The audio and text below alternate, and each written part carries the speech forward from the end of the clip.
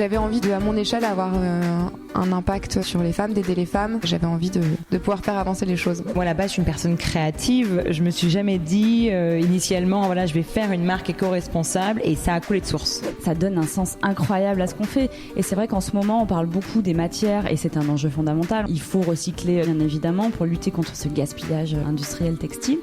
Mais on parle un peu moins des hommes, je trouve. Et nous, c'est vraiment cette balance sur ces deux sujets-là qui sont tout autant fondamentaux l'un que l'autre. C'est con, on parle de vêtements, donc si t'as envie d'une robe rouge, je sais pas, avec des volants drapés, etc., tu peux la chercher pendant 15 jours, le temps de la trouver. T'as pas besoin d'en acheter une que tu trouves directement, qui est neuve. Tu vois. Aujourd'hui, je pense que toutes les marques qui vont se créer ont un devoir moral de faire de leur mieux, ou en tout cas avec un engagement. La clé essentielle du féminisme, je pense, c'est la notion de sororité. Et ça, je l'ai beaucoup développé dans mon travail, avec les femmes avec lesquelles je travaille, mes clientes essentiellement. Et ouais, en tout cas, moi, c'est vraiment comme ça que je suis rentrée dans ce métier. Quand j'ai eu des bébés, je me disais, mais c'est quand même dingue, on leur met du benzène sur la peau, quoi.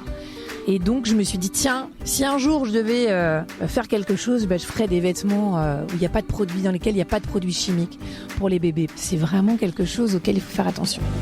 Bienvenue dans Nouveau Modèle, le podcast sur la mode responsable et engagée, sur le féminisme et l'écologie. Une discussion avec des femmes entrepreneurs, activistes, stylistes, mannequins. Des femmes bien décidées à se battre pour faire bouger les lignes de l'industrie textile. Parce qu'elles connaissent les impacts négatifs de cette industrie sur nos vies et sur l'environnement, ces femmes ont choisi de mettre en avant une mode plus humaine, plus durable et moins polluante pour notre planète. Je suis Chloé Cohen et chaque mercredi, je dresse le portrait de ces femmes engagées.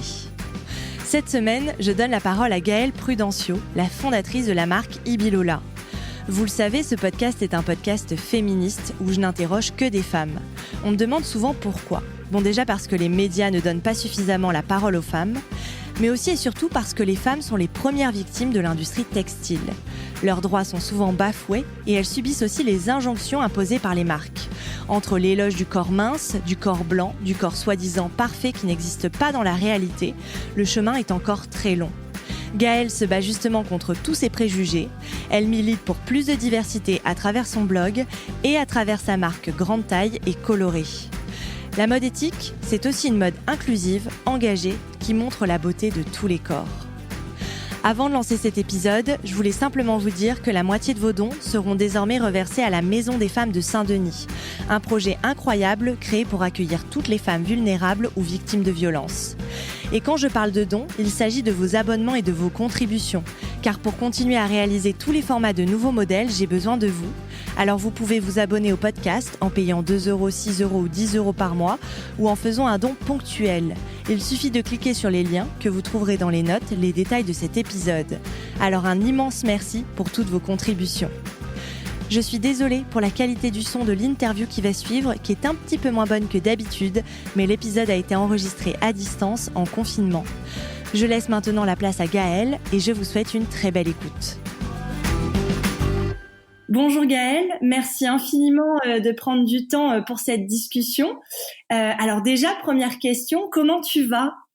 Eh bien, bonjour Chloé, je vais bien. J'ai eu une petite phase de sidération quand on nous a annoncé le confinement, l'évolution que prenait le Covid en France et dans nos vies, dans le monde. Et là, ça va beaucoup mieux. Voilà. Et là, je prépare le déconfinement tranquillement. Ok, super. Bon, tant mieux. Alors, c'est vrai que c'est important. C'est pas forcément évident. Moi aussi, j'ai eu un peu les montagnes russes pendant cette période. Alors, on va remonter un petit peu en arrière pour comprendre un peu qui tu es. Donc, tu es née et tu as grandi au Sénégal. C'était comment de grandir au Sénégal ? Oui, alors je suis née dans une petite ville qui s'appelle Thiès. Enfin, petite, bon, c'est la deuxième ville du Sénégal, mais bon, on connaît beaucoup plus Dakar. Et j'ai eu la chance de grandir dans un environnement qui est très cosmopolite en fait, parce que mes parents sont d'origine béninoise. Ils sont nés au Sénégal, ont grandi au Sénégal, Et du coup, on a beaucoup d'influence du Bénin, en fait, et aussi d'autres cultures, comme le Cap-Vert, d'autres pays d'Afrique de l'Ouest, le Togo, le Mali, etc. Donc vraiment déjà très tourné vers l'extérieur et la découverte des autres. Et en plus, on vit généralement en communauté dans beaucoup de pays d'Afrique. Du coup, j'ai vraiment eu une enfance bercée par énormément d'influences et beaucoup de mamans, comme j'aime à dire. Génial. Et alors, je suis allée un petit peu regarder ton site et tout pour préparer cette interview. Et j'ai lu, donc tu écris, je n'ai jamais vraiment trouvé ma place nulle part. J'ai un passeport sénégalais, mais je ne serai jamais considérée comme une Sénégalaise. Je suis d'origine béninoise, mais je ne connais pas le Bénin. Je vis en France, mais je ne suis pas française. Est-ce que c'est toujours vrai aujourd'hui, ce sentiment un peu multiple comme ça? Eh bien, écoute, maintenant ça a évolué parce que ça, j'ai écrit ça il y a 4 ans. C'est vraiment marrant d'entendre ça. Parce qu'entre-temps, il y a beaucoup de choses qui ont changé. Déjà, j'ai demandé la nationalité française que j'ai obtenue et dont je suis particulièrement fière parce que c'est un sacré parcours pour y arriver. Ensuite, j'ai découvert le Bénin parce que entre le moment où j'ai écrit cet article et aujourd'hui, j'ai créé ma marque de vêtements et j'ai décidé de la faire confectionner au Bénin.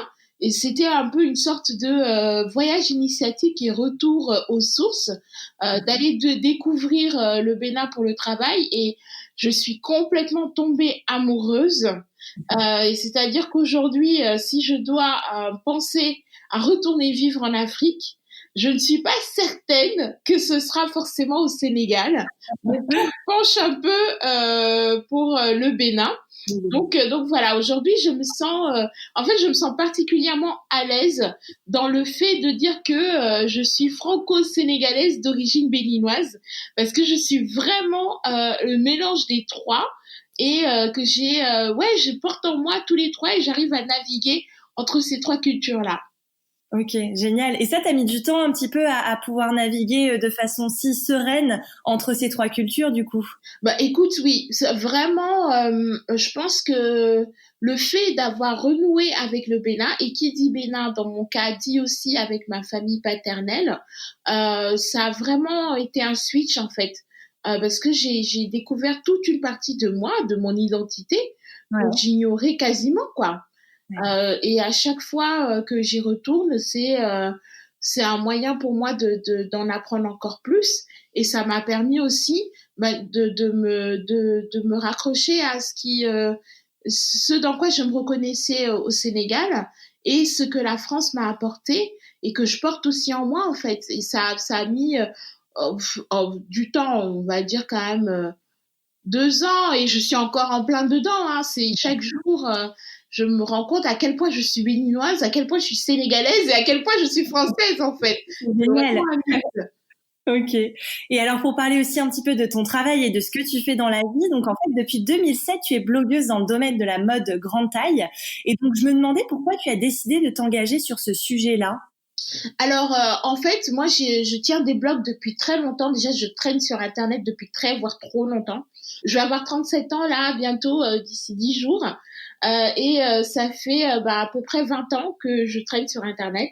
Donc, j'ai eu des skyblogs, un blog sur au féminin et avec mes parents qui m'interdisaient de justement tenir un blog parce que il faut être autant d'une culture assez pudique, on parle pas de soi, mais j'ai persisté et en fait à un moment donné j'avais ayant un parcours avec beaucoup de régimes de perte et de prise de poids, je me suis retrouvée à me dire bon, et si j'essayais un peu d'apprendre à m'apprécier comme je suis, à m'accepter avec cette morphologie, et si je tentais. Et donc il a fallu que je vois un peu ce qui me manquait vraiment par rapport à mon poids, et c'était de m'habiller, en fait. J'ai pas eu particulièrement de mal-être dans mon corps à proprement parler, mais le fait de ne pas pouvoir m'habiller, c'était vraiment un truc qui me complexait, qui me rendait malheureuse par rapport aux autres jeunes filles, jeunes femmes de mon âge.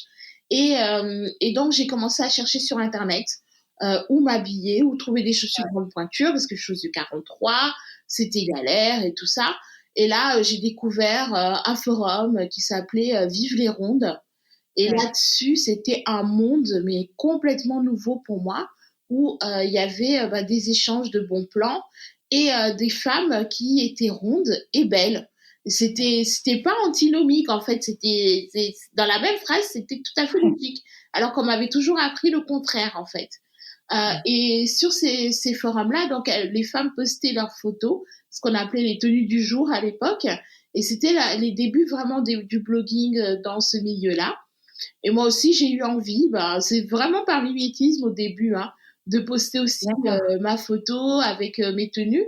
Et au fur et à mesure, c'est aussi devenu une façon pour moi de montrer comment est-ce que, en tant qu'étudiante, parce que j'étais étudiante à l'époque, en tant qu'étudiante, je trouvais les moyens de me trouver des vêtements à ma taille, les bons plans, les vide-dressing, les voyages que je faisais aux États-Unis, parce que j'ai la chance d'avoir mon grand frère qui vit là-bas, donc je pouvais aller facilement aux États-Unis, ou alors il commandait pour moi. Comme ça, je postais sur mon blog. Et c'est vraiment comme ça que tout a commencé en 2007. D'accord, ok. Et d'ailleurs, je lisais dans une interview, donc je pense que c'était à propos de ce forum, tu disais les femmes n'étaient pas belles pour des grosses, elles étaient juste belles, point. Tu penses qu'il est encore nécessaire de le rappeler, ça, aujourd'hui? Oui, c'est même très simple. Cette semaine, on a vu sur les réseaux sociaux une photo d'Adèle, la chanteuse, qui a perdu énormément de poids. Et en fait, il y a eu tellement de réactions déjà. Je trouve ça hallucinant qu'on puisse se donner le droit de commenter sur le corps de quelqu'un, en fait. Et énormément de commentaires qui disaient « Ah, elle est mieux maintenant ». Voilà. Il y a aussi eu beaucoup de commentaires qui disaient elle était mieux avant, hein.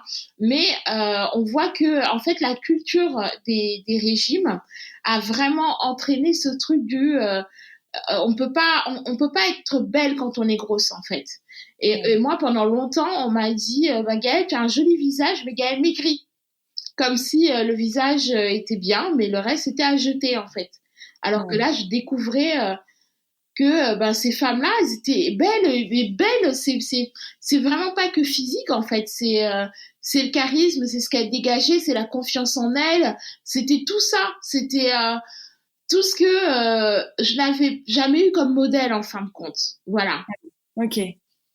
Et j'aimerais bien avoir ton point de vue aussi sur le body positivisme aujourd'hui en France et la mode grande taille. D'après toi, où on en est? Qu'est-ce qui reste à faire? Que doivent encore faire les marques selon toi pour avoir un peu ton point de vue sur ce mouvement et puis la mode grande taille aujourd'hui? Alors là, en 10 ans, je trouve que ça a bien évolué au niveau mode grande taille. Pas forcément grâce à la France, mais plus parce que on a plus accès au shopping en ligne et aux marques étrangères qui font vraiment le job, à savoir proposer des pièces de qualité, pas forcément que des tissus en polyester ou en synthétique qui sont vraiment pas de bonne qualité, parce que c'est vraiment un problème qu'on a dans la mode grande taille. C'est comme si on estimait que puisqu'on n'a pas de valeur, en fait, on va pas nous proposer des choses de valeur. Voilà. Et donc ça manque assez, notamment en France. Et quand on veut avoir de la belle qualité, de belles matières, forcément ça monte au niveau des prix. Et sachant que les personnes grosses, ce sont des personnes qui sont discriminées pour l'accès à l'emploi, eh bien elles sont assez isolées et donc n'ont pas forcément les moyens d'investir dans certaines pièces. Donc c'est un peu le serpent qui se mord la queue. Ça a néanmoins assez évolué.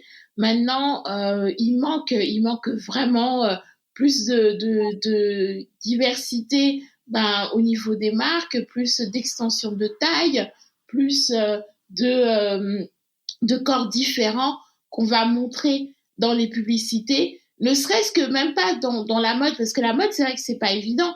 Il faut étendre les tailles, il faut travailler tout ce qui est le taillant, les coupes, le bien aller. C'est assez technique de travailler la grande taille. En fait, on ne le fait pas dans les écoles de mode. Chacun apprend un peu à sa sauce. Mais par exemple, dans l'industrie de la beauté, j'ai pas besoin de faire une taille 36 pour pouvoir me mettre un rouge à lèvres, quoi. Voilà, ça manque quand même encore, ça. Ok, ouais, non mais c'est vrai. Et d'ailleurs, je pense parce que ça risque de parler certainement à des gens qui vont nous écouter. Quelle relation toi tu entretiens aujourd'hui avec ton corps et comment cette relation a évolué depuis ton enfance? Aujourd'hui, moi, je suis très à l'aise dans mon corps et très heureuse de vivre dans mon corps parce que justement, on a vécu, on a vécu, on vit de belles choses ensemble. Si je suis celle que je suis aujourd'hui avec l'engagement que j'ai par rapport au body positive, à la mode grande taille, c'est forcément parce que j'ai ce corps-là que je vis que je vis bien avec mon corps. Mais c'est vrai que quand j'étais enfant, j'avais beaucoup de body shaming. J'ai quasiment toujours été une petite fille ronde. Voilà, depuis quasiment toujours. Et donc, j'avais beaucoup de body shaming, de moqueries et donc du mal à m'habiller aussi. Et en fait, moi, je me suis toujours sentie normale. C'est juste que ce sont les autres, les adultes surtout, qui me faisaient comprendre que j'étais différente et j'avais quelque chose qui n'était pas normal, quoi. Là, avec le confinement, j'ai eu la phase que beaucoup ont eu de rechercher les photos de nous enfants. Et moi, j'ai trouvé des photos où quand je regarde, je dis, mais j'étais pas grosse en fait. Pourquoi on n'arrêtait pas de me dire que j'étais grosse? Il se trouve que j'étais beaucoup plus grande que tout le monde. Mais voilà, j'étais pas grosse. Et en fait, j'ai grandi avec cette idée que j'étais différente et que mon corps n'était pas normal.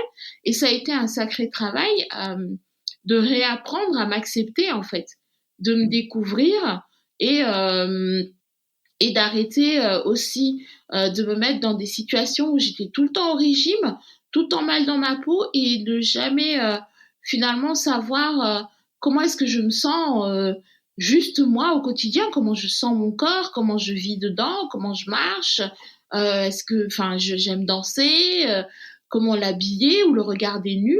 Et ça, aujourd'hui, c'est plein de choses que je fais assez naturellement, en fait. Et finalement, la question du corps, elle revient parce que j'en parle, parce que ça fait partie de mon travail. Mais moi, au quotidien, voilà, on vit très bien, on se kiffe d'ailleurs particulièrement. Tant mieux. Mais tu dis d'ailleurs qu'apprendre à s'accepter, à s'aimer, à avoir confiance, c'est comme un muscle en fait, ça se travaille. Oui. Et toi, tu l'as travaillé comment ce muscle? C'est déjà, j'ai appris à me regarder dans le miroir. J'ai vraiment pris le temps de me regarder, de faire le point sur ce que j'apprécie, ce que j'aime moins, ce qui me dérange. Et j'ai appris un truc qui était de danser devant le miroir, souvent, vraiment, de pas avoir honte en fait de mon regard et de ce que je renvoie, de ce que le miroir me renvoie. Parce que mine de rien, c'est pas important, mais c'est à la fois important l'apparence, puisque c'est la première chose qu'on voit, c'est ce qu'on va montrer au monde. Et je me suis dit, si j'arrive pas à être à l'aise avec moi-même, comment je serai à l'aise avec les autres, quoi. Donc j'ai pris des cours de danse, j'ai fait des cours de booty shake, voilà, pour travailler un peu ma sensualité, sans pour autant être dans une sexualisation de mon corps, parce que quand on a un corps gros, soit il dégoûte, soit il est hyper sexualisé. Et en fait, moi, j'ai juste envie d'avoir mon corps de femme, point. Et si je veux qu'il soit sexualisé, c'est moi qui choisis, mais c'est pas les autres. Et du coup, voilà, j'ai appris à prendre des cours de danse pour apprendre à prendre l'espace à prendre de l'espace, en fait, vraiment, à prendre ma place physiquement. Et aussi, le fait de l'habiller avec de belles pièces, de belles matières, de prendre plaisir à essayer les vêtements et à choisir que je veux porter telle et telle marque qui, elle, travaille en faveur de la beauté plurielle, etc. C'est ce que j'ai envie et c'est au fur et à mesure, en fait. Et en écrivant aussi sur mon corps, beaucoup, beaucoup, beaucoup, pour dédramatiser tout ça, en fin de compte.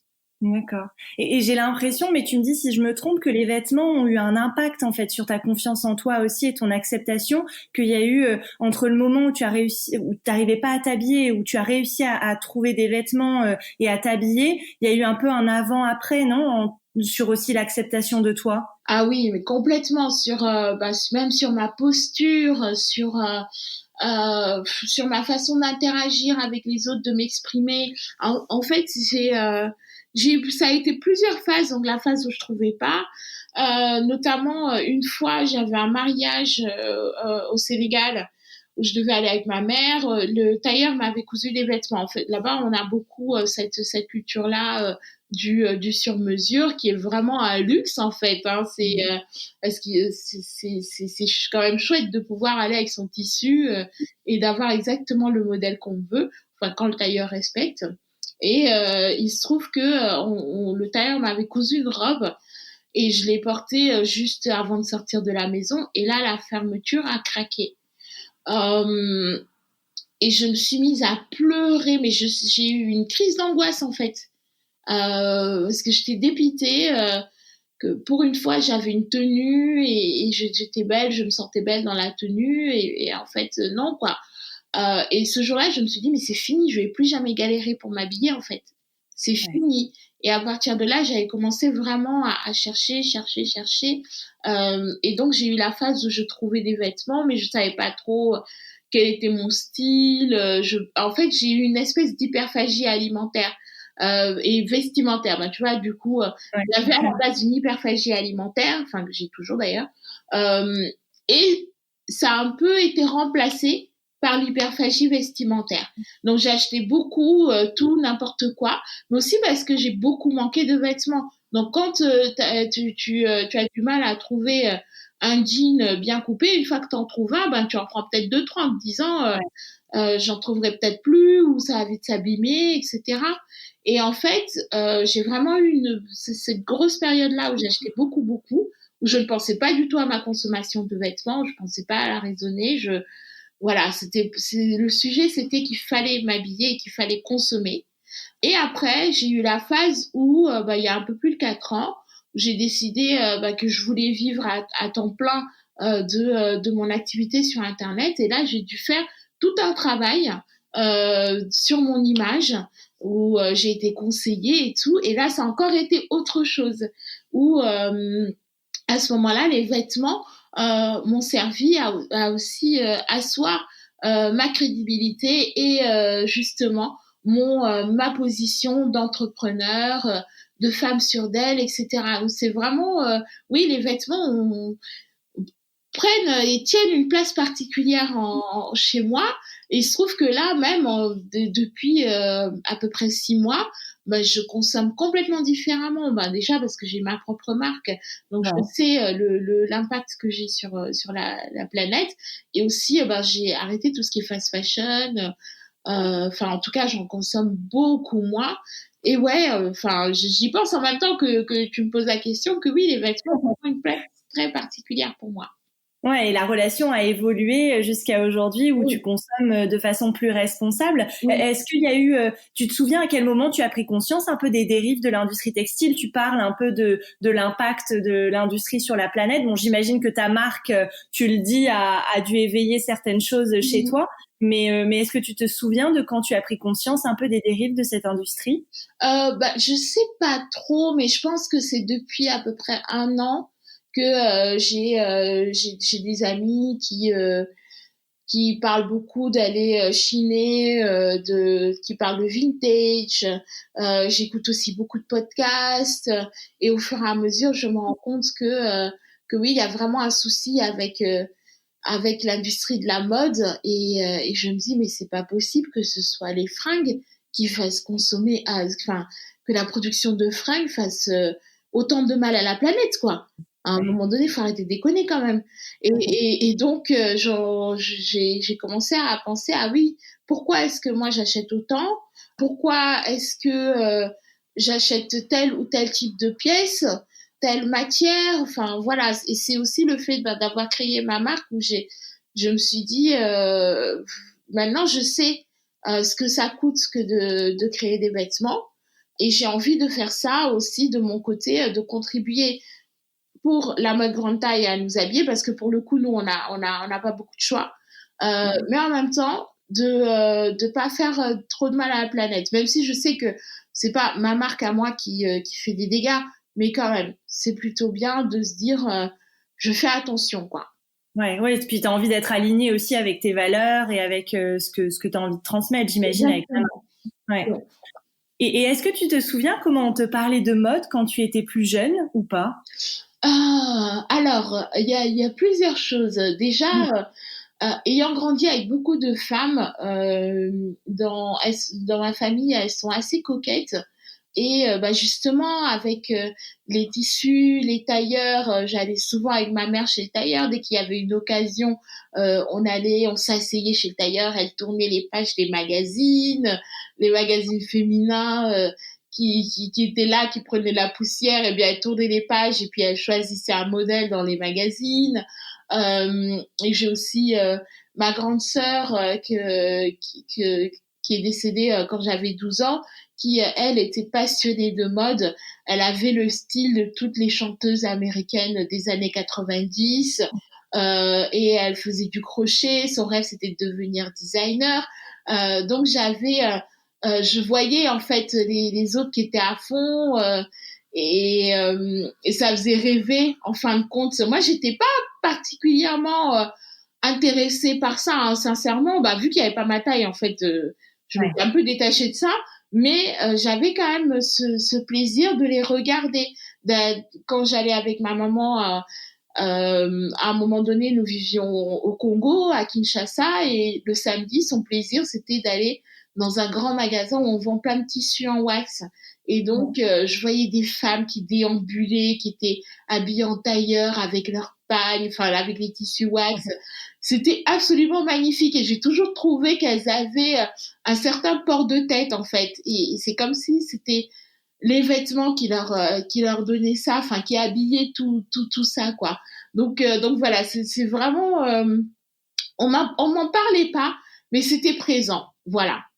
Ok, ouais, ça a toujours été plus ou moins présent. Ok. Oui.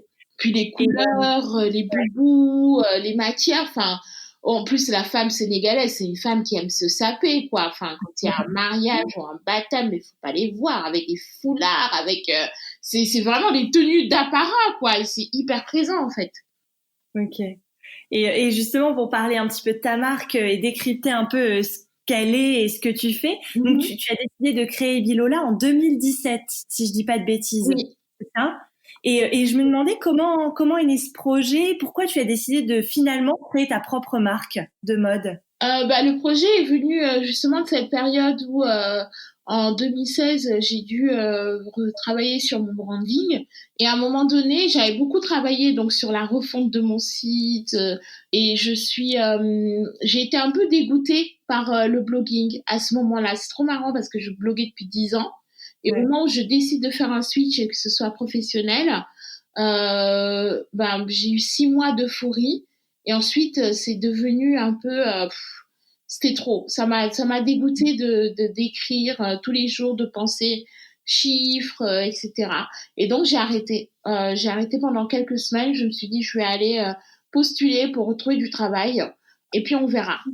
Et en fait, pile au moment où je dis ça, peut-être 2 jours après, j'ai une ancienne collègue qui m'appelle, qui travaillait dans une enseigne qui s'appelait Mime, qui a maintenant fermé ses portes, qui a fait faillite.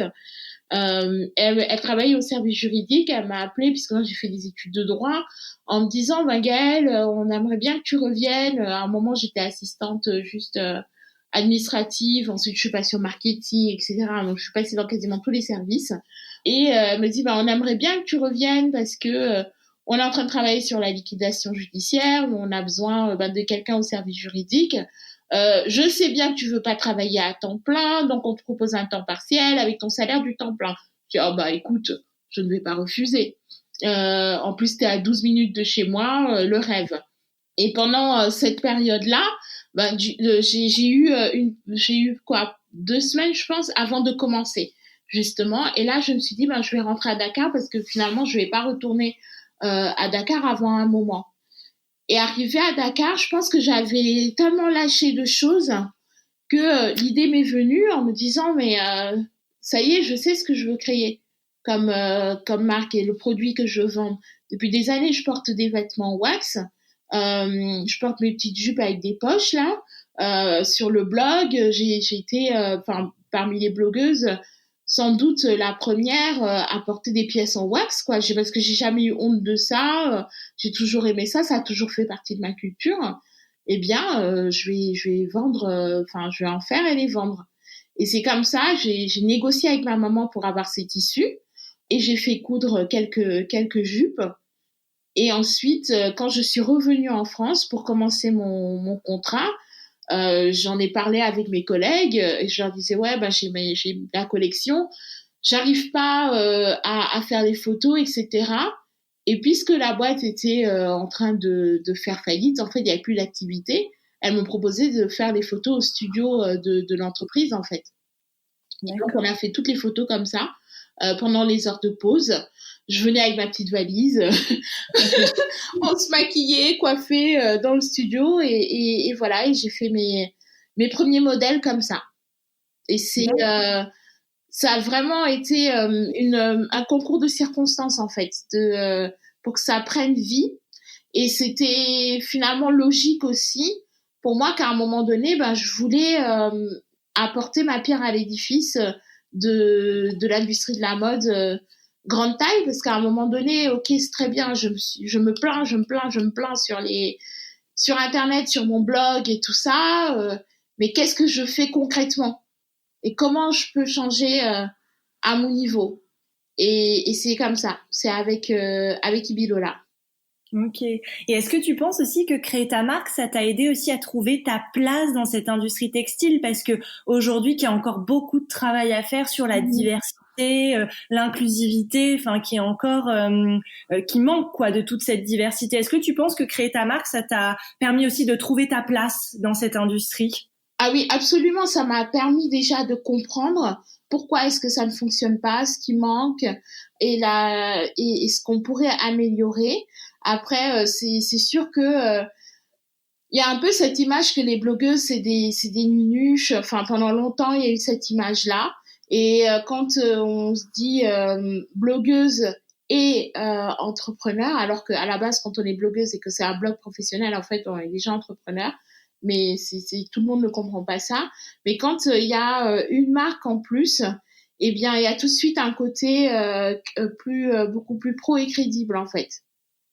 Et donc moi, ça sert énormément mon propos et ça me permet d'être beaucoup plus écoutée par d'autres marques déjà, de plus grandes marques, et même dans la presse, il y a tout de suite quelque chose de beaucoup plus tangible en fait.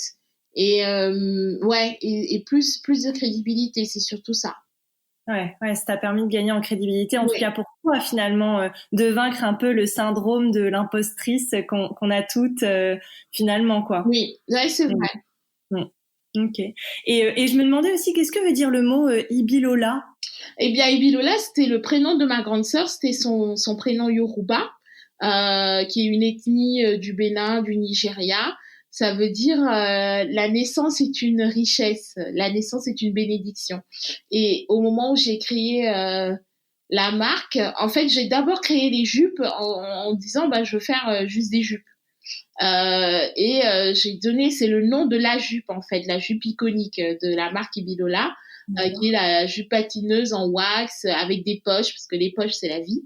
Et du coup, c'était une évidence pour moi que ce serait le nom de ma sœur, puisqu'elle voulait être designer, et que à son enterrement, il y a une de ses amies qui a écrit et qui a lu une lettre où elle disait je garderai toujours l'espoir fou de m'habiller en Prudencio.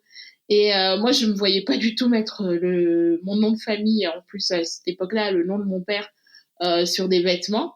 Et ça a été, ça sera Ibi Lola, et voilà, et c'est vraiment parti de ça.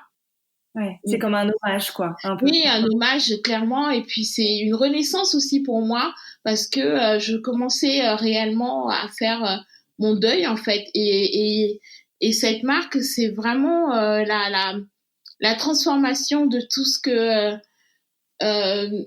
tout ce que j'ai vécu avec son décès. C'était l'hommage, c'est aussi une façon de continuer à la faire vivre quelque part sur quelque chose et de plus être dans la tristesse. En fait, elle est partie il y a plus de 25 ans maintenant, mais elle est toujours très présente et maintenant elle est présente pour autre chose. Et ouais, c'est vraiment et puis je le sens, je sais pas, c'est tout ce qui se passe avec cette marque et autour de cette marque, c'est plein de choses, plein de rebondissements, plein de belles choses surtout. Et je me dis, je peux pas m'empêcher de me dire que c'est bon, elle valide, quoi. Ouais. Et en plus, c'est une marque qui est profondément engagée quand même, parce que tu as plusieurs engagements. Donc, pour la mode grande taille, on l'a dit. Mais tu crées aussi tes collections au Bénin avec un atelier où il n'y a que des femmes. Ouais. Peut-être tu peux nous parler de cet atelier, nous raconter un peu qui sont ces femmes, pourquoi t'as choisi cet atelier-là en particulier au Bénin. En fait, c'est simple, c'est que déjà au début, quand j'ai fait les vêtements, les premières pièces c'était à Dakar, et c'était vraiment il n'y avait pas une vision particulière au départ. Sincèrement, je voulais vraiment juste faire des jupes en wax, quoi, en grande taille. Puisqu'on galérait à en trouver aussi, et puis c'était la grande tendance là il y a 2-3 ans. Il n'y avait pas d'offre en fait quand j'allais sur des e-shops avec où il y avait plein de vêtements wax, il n'y avait pas de vêtements grande taille. Donc au départ c'est vraiment ce que je voulais. Et ensuite quand j'ai décidé, quand j'ai vu déjà, j'ai mis la collection en ligne, les pièces se sont vendues en moins d'un quart d'heure, c'était sold out. Et les filles qui me suivaient ont commencé à m'envoyer des mails. Ah, mais j'ai pas pu en acheter. Mais comment on va faire? Attends, mais je veux en acheter, etc. Je suis OK. Bon, c'est qu'en fait, ce truc, ça a l'air de marcher. ça a l'air de plaire. Donc, voilà, on va essayer de cadrer tout ça et d'y aller un peu plus. Et c'est là que je me suis dit, je vais acheter des tissus au Bénin. Et c'est là qu'on m'a mis en contact avec cet atelier-là. En fait, c'est ma mère qui m'en a parlé et comme elle connaît du monde sur place, j'ai commencé à travailler à distance avec cet atelier et ma cousine qui vit au Bénin. Et effectivement, en fait, il y a une couturière en chef et elle a des apprentis, des jeunes femmes, des jeunes filles qui sont souvent déscolarisées en fait, mais à qui il faut apprendre un métier et qui arrivent là, elles ont entre 16 et 17 ans, 16-17, elles restent 5 ans pour apprendre vraiment le métier de couture de A à Z. Et quand elles ont fini leur formation, au bout de 5 ans, elles peuvent elles-mêmes monter leur propre soit salon de couture ou atelier. Et voilà, donc là, ça fait 4 ans qu'on travaille ensemble. Et je suis très fière en plus parce que quand j'ai commencé, elle avait ses clients réguliers et finalement Ibilola aujourd'hui c'est l'un de ses contrats les plus importants, quoi. Et du coup là par exemple avec la crise, j'étais aussi dans une espèce de sidération parce que je me suis dit mais moi j'ai mes contrats parce que je suis aussi blogueuse, donc tout ce qui est marketing d'influence ça va peut-être un peu être stoppé, mis en pause ces prochaines semaines, mais bon, je vis en France, je vais pas mourir de faim, quoi. Par contre, les 7 personnes qui travaillent à l'atelier, en fait, Ibilola, ça nourrit leur famille. Donc, il faut que je trouve un moyen de ne pas casser cette chaîne-là. Et heureusement que j'ai une communauté qui est à fond et qui en fait continue à commander, donc ça c'est cool, quoi. Ouais, c'est chouette, c'est une jolie histoire. Moi j'aime beaucoup mettre ça aussi en avant dans le podcast. Voilà, ces histoires de femmes qui travaillent aussi dans l'industrie textile à travers le monde, donc je trouve ça hyper chouette. Et donc tu l'as dit, tu as choisi le wax pour tes vêtements. Alors, plusieurs choses peut-être que tu peux nous rappeler ce que c'est pour qu'on comprenne bien, et puis surtout pourquoi tu as fait ce choix uniquement du wax pour tes vêtements. Oui, alors le wax, en fait, c'est un tissu en coton qui a une impression avec de la cire et c'est une impression double face. Du coup, il n'y a pas d'allant droit et d'allant vert. quelle que soit la partie qu'on prend, on aura toujours le même motif, et c'est une répétition de motifs d'imprimés sur ce tissu-là. Et donc c'est un tissu qui est originaire d'Indonésie, et qui à la base est quand même un tissu qui a été utilisé pour des échanges commerciaux entre l'Afrique, la Hollande, l'Angleterre. Voilà, au départ, l'histoire n'est pas très fameuse. Et finalement, quand elle a été importée en Afrique, les personnes ont beaucoup apprécié ce tissu-là et ont commencé vraiment à le porter, et ça se sont appropriés en fait le tissu wax. Voilà, ça c'est l'histoire en gros du wax, et finalement c'est entré dans la culture. On va porter ce tissu-là selon les pays, soit pour des cérémonies, soit pour le quotidien. Au Bénin, c'est vraiment partout, tout le monde qui porte du wax, partout. Ça fait vraiment partie de la vie. On l'utilise aussi en déco. C'est pour tout, quoi. Et moi en plus j'adore ça. Comme je disais, j'ai grandi en voyant des femmes qui étaient toujours habillées avec du wax. Et d'ailleurs ma maman, elle nous faisait, elle confectionnait nos vêtements, et c'était souvent des vêtements wax aussi. Et en plus de ça, ces imprimés-là sont hyper visibles et hyper colorés. Et il se trouve que quand on est grosse et qu'on s'habille au rayon grande taille, les stylistes souvent nous disent, quand on est grosse, il faut porter du noir, il faut éviter les couleurs. Voilà, on nous rend complètement invisibles en fait. Et en choisissant le wax, j'ai vraiment voulu marquer le coup et me dire, non, en fait, moi, j'ai pas envie d'être invisible.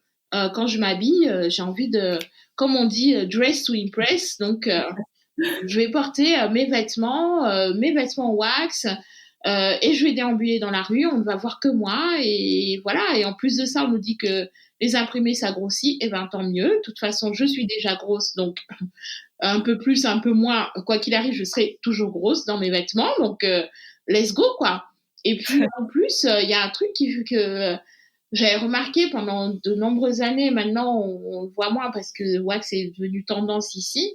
Mais souvent, les femmes africaines dans les transports, elles portent du wax. Il y a beaucoup de jeunes, même des jeunes d'origine de pays d'Afrique, qui se moquent d'elles. Alors que moi je les trouve absolument magnifiques, quoi. Et pour moi c'est voilà, c'est prendre sa place, c'est être vraiment présent dans l'espace public, et ce tissu-là il permet de le faire, quoi. On passe plus inaperçu quand on porte du wax. Et c'est marrant que tu parles d'invisibilisation des femmes grosses, parce que c'était exactement ce que me disait une de mes invitées. Elle se reconnaîtra sans doute si elle écoute l'épisode, que elle avait aussi arrêté de consommer de la fast fashion parce que tous les rayons grande taille étaient au fin fond du magasin. Il y avait 3 vêtements qui traînaient sur le portant, et ça l'avait beaucoup marqué et beaucoup choqué aussi, parce qu'elle avait pris beaucoup de poids après ses grossesses. Oui. Et du coup, ça l'avait vachement, ça l'a aussi beaucoup impacté. Oui. Moi aussi, c'est hyper frustrant de faire du shopping. D'ailleurs, honnêtement, moi, je fais jamais. Ça fait très longtemps que je n'ai pas fait de shopping en magasin, parce que, alors ça, tout à l'heure, je disais que ça a évolué en termes de mode grande taille en France. Ça a évolué sur Internet, mais en magasin, l'offre a d'ailleurs diminué. C'est-à-dire que la plupart des enseignes qui proposaient un rayon grande taille, déjà, les ont retirés des magasins qui sont en centre-ville.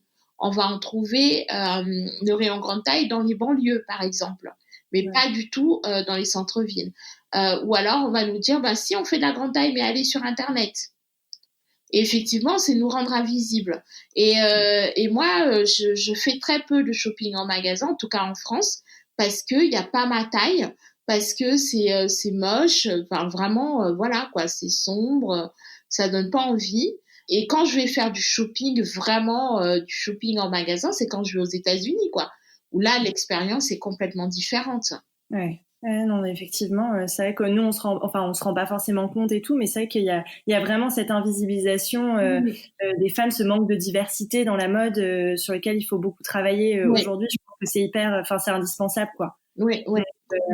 Et il y a autre chose aussi dans ta marque que je trouvais hyper intéressant et qui me semble hyper important, surtout aujourd'hui, c'est que tes collections sont vendues en précommande. Et tu écris sur ton site que c'est une façon de réduire l'impact de la production sur la planète. Et du coup, je me demandais où toi tu en étais un peu dans dans ta transition écologique. Est-ce que est-ce que ça fait partie de ton quotidien, parce que c'est compliqué de mener tous les combats aussi. On peut pas être sur tous les fronts, mais je me demandais si c'était quelque chose sur lequel tu travailles aussi aujourd'hui.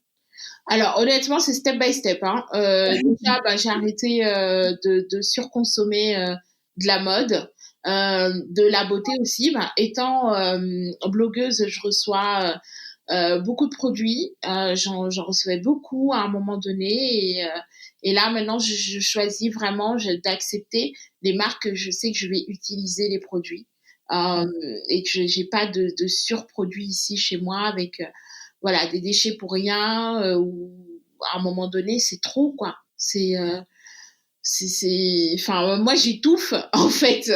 Et après, justement, j'ai choisi la précommande pour Ibilola.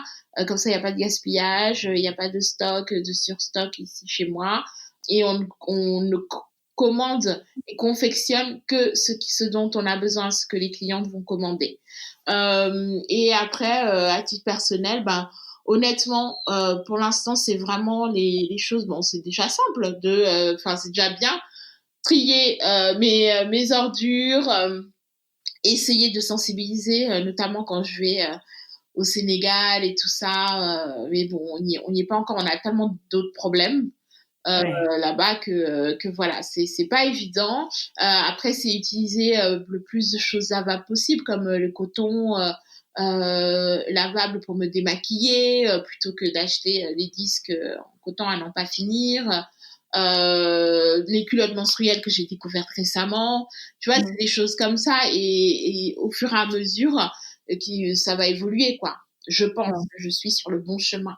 De toute façon, c'est les petites actions et ça commence comme ça pour ensuite s'engager un peu plus. Mais il faut bien démarrer quelque part et il faut pas se mettre trop de pression non plus, parce que ça peut faire peur et décourager. Moi, je trouve, si on se dit oulala, il faudrait que je change du tout au tout du jour au lendemain, c'est pas possible, quoi. Non. Et tu vois, par exemple, il y a pas longtemps, je me suis rendu compte que quand je vivais au Sénégal, moi, on se lave beaucoup avec du savon solide là-bas.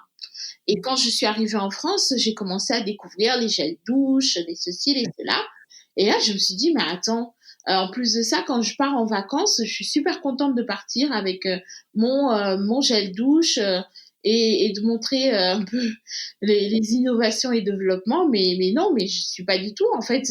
C'est le savon solide. Et donc, je reviens à ce genre de choses. Mais c'est une prise de conscience qui est petit à petit, quoi.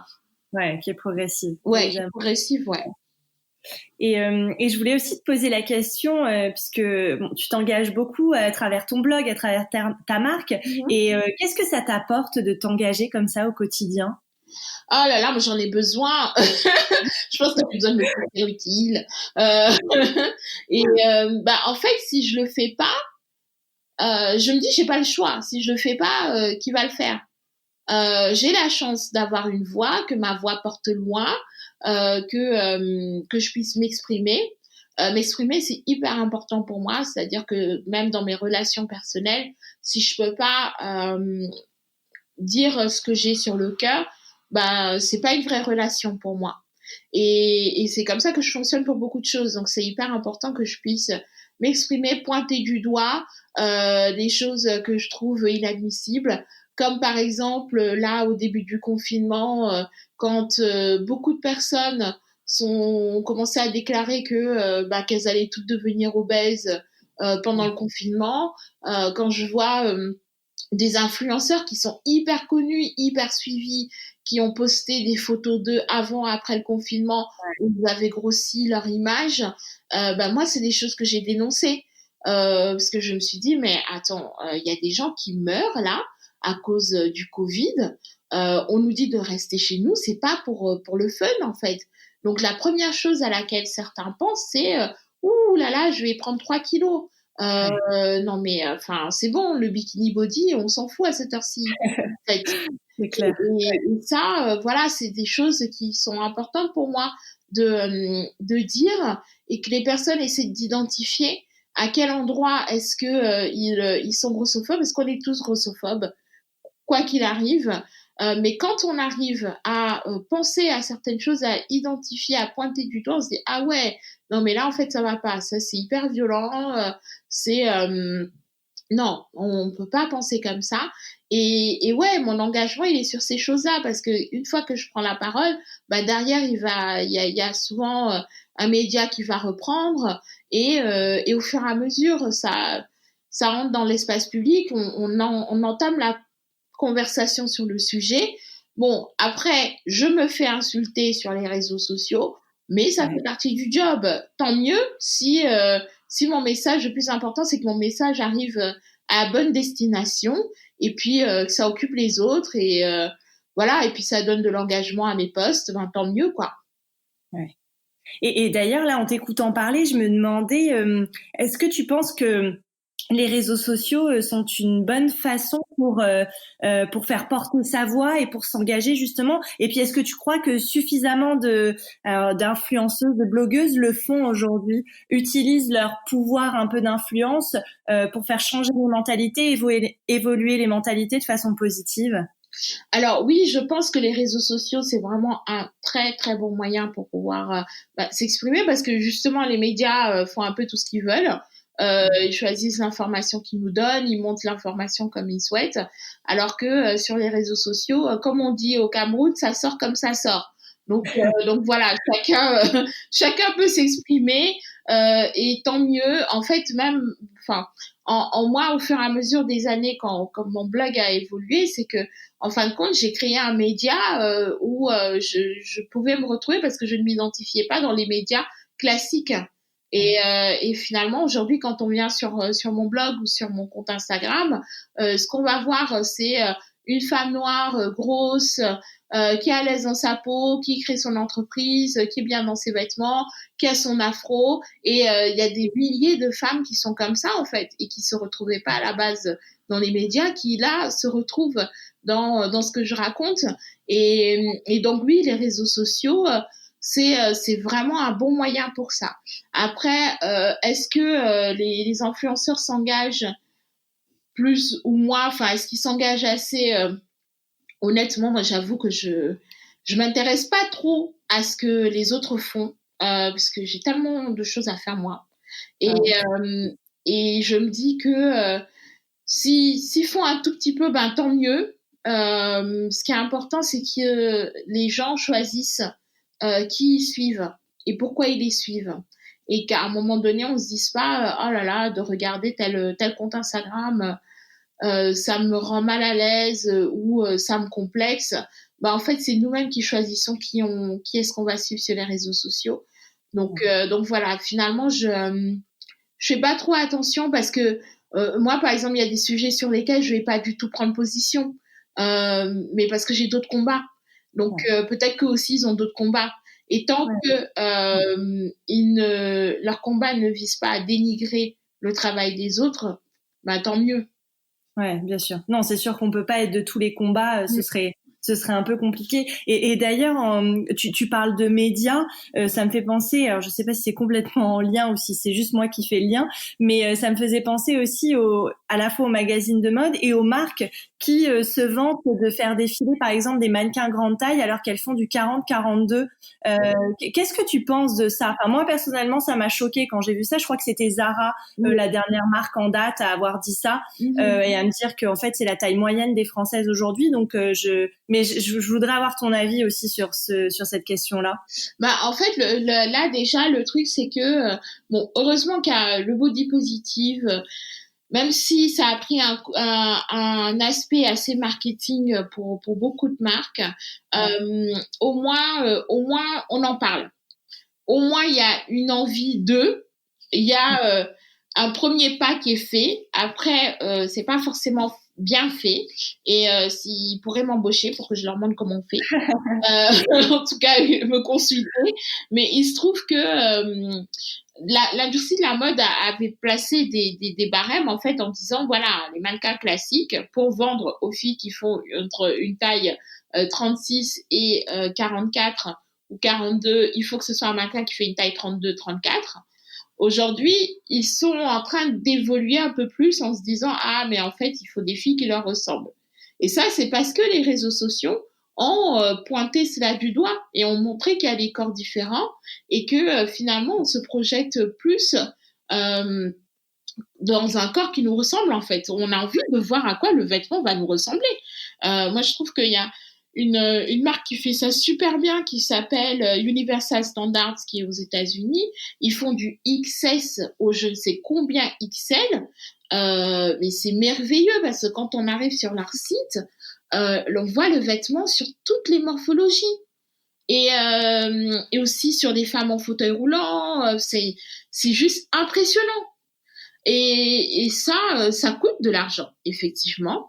Mais quand c'est bien fait, on n'imagine même pas ce que ça peut rapporter, quoi.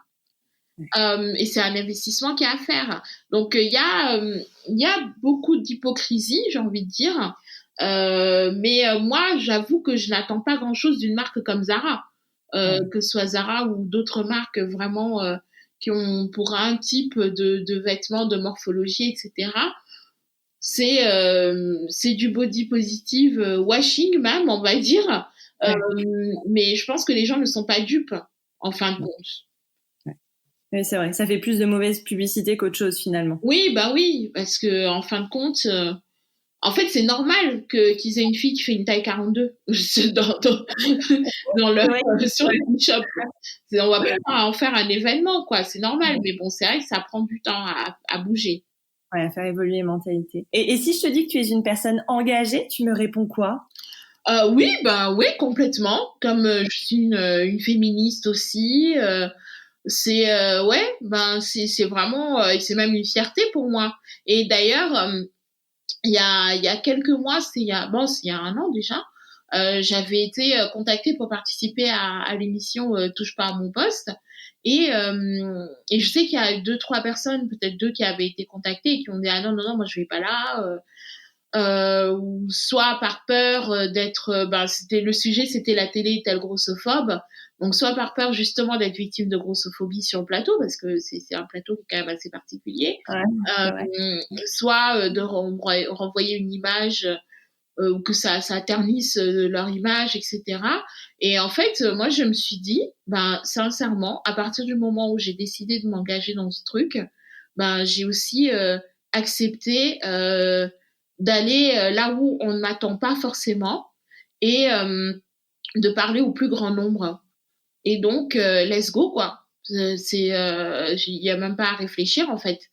J'y vais, je m'exprime, et puis mon message, il arrivera forcément à des personnes qui en ont besoin et qui sont des personnes qui vont regarder cette émission-là de la même façon que j'ai fait un plateau pour complément d'enquête.